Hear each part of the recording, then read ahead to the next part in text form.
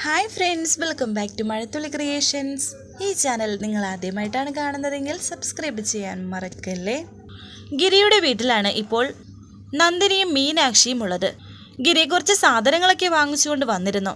മീനാക്ഷിയാണെങ്കിൽ കുഞ്ഞിനെ കിട്ടാത്തത് കൊണ്ട് തന്നെ വല്ലാത്ത സങ്കടത്തിലാണ്. നന്ദിനി എന്തൊക്കെയോ ഉണ്ടാക്കുകയാണ്. മീനാക്ഷിയുടെ വിഷമം കണ്ട് നന്ദിനി മീനാക്ഷിയെ സമാധാനിപ്പിക്കുന്നു. ഇതേസമയം പോലീസ് സ്റ്റേഷനിൽ നിൽക്കുകയാണ് മൈഥിലിയും വൈശാഖും.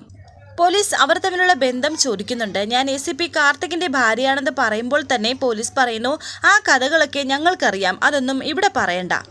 ഇപ്പോൾ ഉള്ള കാര്യങ്ങൾ എന്തൊക്കെയാണെന്ന് ചോദിക്കുമ്പോൾ മൈഥിലി പറയുന്നു, ഇയാൾ എൻ്റെ പിറകെ നടന്ന് എന്നെ ഭീഷണിപ്പെടുത്തുകയാണ്.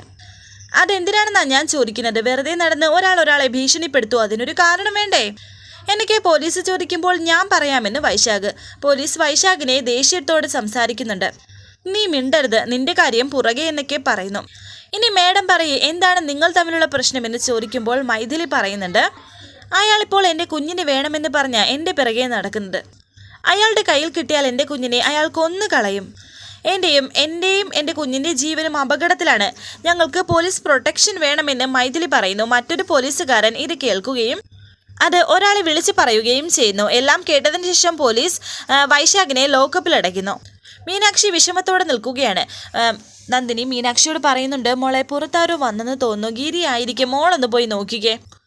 അങ്ങനെ മീനാക്ഷി പുറത്തേക്ക് വരികയാണ്. ആരാ വന്നത് എന്ന് നോക്കാൻ. വന്നത് മറ്റാരുമല്ല, കാർത്തിയാണ്.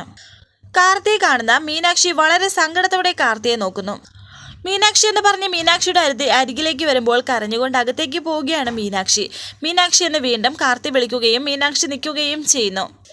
ആരാ വിളിച്ച് പറഞ്ഞത് ഞാനിവിടെ ഉണ്ടെന്ന് എന്നെ മീനാക്ഷി ചോദിക്കുന്നു.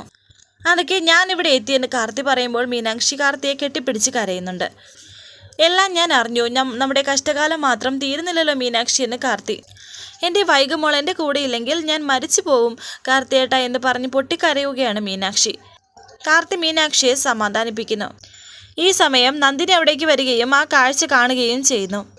ഈ വീട് കണ്ടുപിടിക്കാൻ ബുദ്ധിമുട്ടിയോ എന്ന് നന്ദിനി ചോദിക്കുമ്പോൾ ഇല്ല ദേവമ്മ വഴി പറഞ്ഞു തന്നപ്പോഴേ എനിക്ക് മനസ്സിലായെന്ന് കാർത്തി പറയുന്നു. ഇനി ലേറ്റ് ആക്കണ്ട, നമുക്ക് പോകാം എന്ന് കാർത്തി പറയുമ്പോൾ മീനാക്ഷി പറയുന്നുണ്ട്, ഞാൻ വരുന്നില്ലെന്ന്.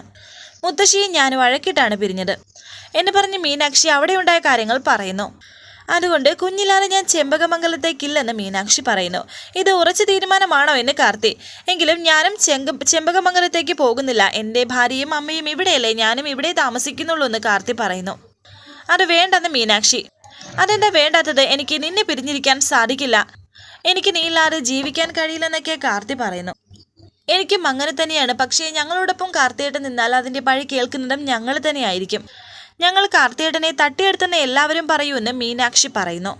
തട്ടിയെടുക്കുന്നതിന് അവരുടെയൊക്കെ അനുവാദത്തോടെ ഞാൻ നിന്നെ കല്യാണം കഴിച്ചതല്ലേ എന്ന് കാർത്തി. മീനാക്ഷി പറയുന്നതിലും കാര്യമുണ്ട്. സ്നേഹമില്ലാത്തവളല്ല ചെമ്പകമംഗലത്തെ രാജലക്ഷ്മി അമ്മ. അമ്മ വിഷമിക്കുന്നത് എനിക്ക് സഹിക്കാൻ കഴിയില്ലെന്ന് നന്ദിനി.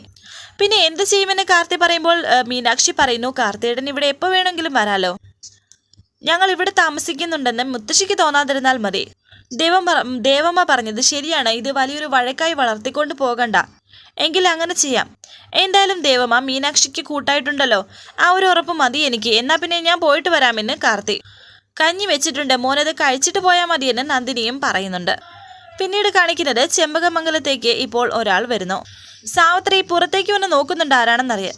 അയാളെ കണ്ടപാടെ സാവിത്രി ഒന്ന് ഞെട്ടി. സാവിത്രിക്ക് അറിയാവുന്ന ആൾ തന്നെയാണിത്. ആരാ മോളെ എന്ന് ചോദിച്ച് രാജലക്ഷ്മിയും മാലതിയും അവിടേക്ക് വന്നു. എനിക്ക് രാജലക്ഷ്മി അമ്മയെ അറിയാം, പക്ഷേ രാജലക്ഷ്മി അമ്മയ്ക്ക് എന്നെ അറിയില്ലെന്ന് അയാൾ പറഞ്ഞു. ഞാൻ ഷൺമുഖം, അപ്സര ഷൺമുഖം എന്ന് പറയുമെന്ന് അയാൾ സ്വയം പരിചയപ്പെടുത്തുന്നു. നിങ്ങളുടെ ടെക്സ്റ്റൈൽസ് അല്ലേ കേരളത്തിലും തമിഴ്നാട്ടിലും നിറയെ? കോയമ്പത്തൂരല്ലേ നിങ്ങൾ താമസിക്കുന്നത് എന്നൊക്കെ രാജലക്ഷ്മി ചോദിക്കുന്നു. ഇത് എൻ്റെ മകളാണ്, പേര് സാവിത്രി എന്ന് രാജലക്ഷ്മി പരിചയപ്പെടുത്തി കൊടുക്കുന്നു. പാരമ്പര്യമായി നിങ്ങൾ വസ്ത്ര വ്യാപാരികളാണ് അല്ലേ? ബിസിനസ് നന്നായി പോകുന്നുണ്ടോ എന്ന് രാജലക്ഷ്മി ചോദിക്കുന്നു. ഞാൻ വന്നത് രാജലക്ഷ്മി അമ്മയുമായി ഒരു ബിസിനസ് ഡീൽ സംസാരിക്കാനാണ്. നമ്മൾ തമ്മിലുണ്ടാക്കുന്ന കരാറിൻ്റെ കാര്യം എന്താണെന്ന് അമ്മ ചോദിച്ചില്ലല്ലോ എന്ന് അയാൾ ചോദിക്കുന്നു. അത് പറയാനല്ലേ ഷൺമുഖം വന്നിരിക്കുന്നതെന്ന് രാജലക്ഷ്മി. ഞാൻ തന്നെ പറയാം. ഇവിടെ മ്യൂറൽ പെയിന്റ് ചെയ്ത് കൊടുക്കുന്ന മംഗല്യപ്പുടവകൾ ബൾക്കായി ഞങ്ങൾക്ക് തരണം. അത് ഞങ്ങൾ മാർക്കറ്റ് ചെയ്യും.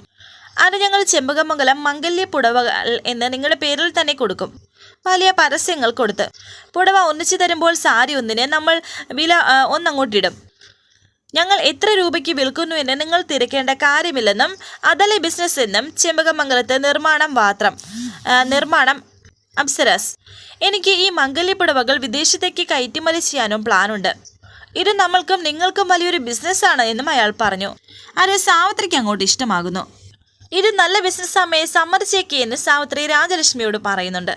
എഗ്രിമെന്റ് പ്രിന്റ് ചെയ്ത് കൊണ്ടുവന്നിട്ടുണ്ട്. ഇത് ബോധ്യപ്പെട്ടതിന് ശേഷം മാത്രം സൈൻ ചെയ്താൽ മതിയെന്നും അയാൾ പറഞ്ഞു. സാവിത്രിയും മാലതിയും സപ്പോർട്ട് ചെയ്യുന്നുണ്ട്.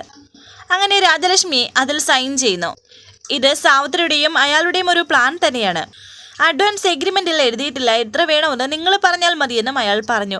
അഡ്വാൻസ് വേണ്ടെന്ന് രാജലക്ഷ്മി പറയുമ്പോൾ അയാൾ പറയുന്നുണ്ട്, എങ്കിൽ വളരെ സന്തോഷം, എത്രയും പെട്ടെന്ന് നിർമ്മാണം തുടങ്ങിക്കോളൂ. എന്നാ പിന്നെ ഞാൻ പൊയ്ക്കോട്ടെ എന്ന് പറഞ്ഞ് അയാൾ പോകുന്നു.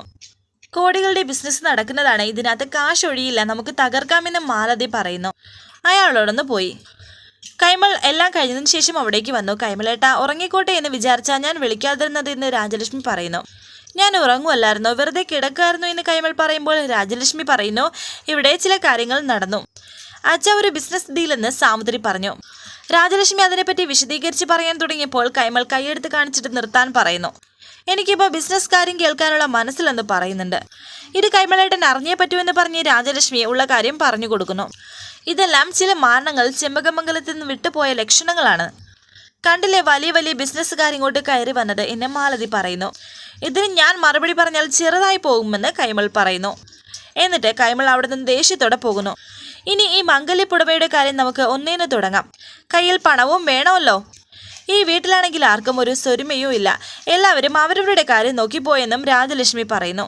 വരാനിരിക്കുന്ന പുതുപുത്തൻ എപ്പിസോഡുമായി വീണ്ടും കാണാം. Thank you for watching. Please subscribe, like, share my channel.